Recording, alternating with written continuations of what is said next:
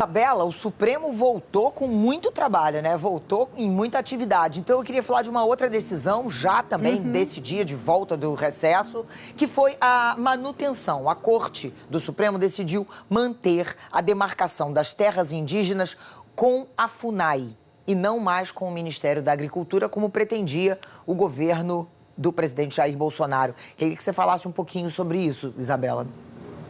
Foi isso, Leilane. Os ministros voltaram e voltaram com tudo. E olha, foi um julgamento relativamente rápido e unânime. Todos os ministros presentes na corte de hoje, votaram com este entendimento. O único ministro que não participou da sessão foi o ministro Alexandre de Moraes. Qual foi o entendimento? Eles entendem que a Constituição deixa claro que não é possível reeditar uma medida provisória na mesma sessão legislativa e que, por conta disso, este trecho da medida provisória editada pelo presidente Jair Bolsonaro não pode ser validado.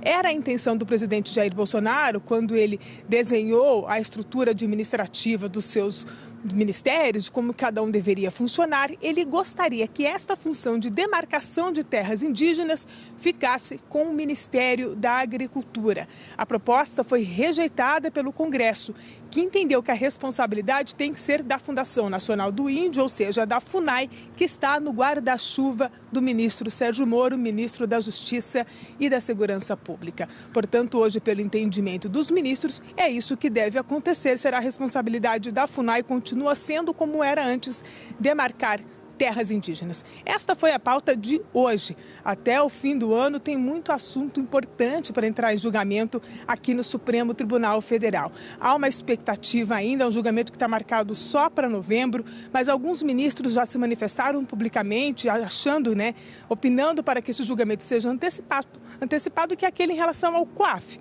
Vamos lembrar o que é. O ministro Dias Toffoli, durante o recesso da corte, ele, como é o relator do caso, determinou que todas as investigações que tenham como base dados bancários que são emitidos pela Receita ou ainda pelo COAF, que faz relatórios financeiros, se esses dados não passaram por um aval da Justiça, foram transmitidos diretamente para os investigadores, essas investigações têm que ser suspensas.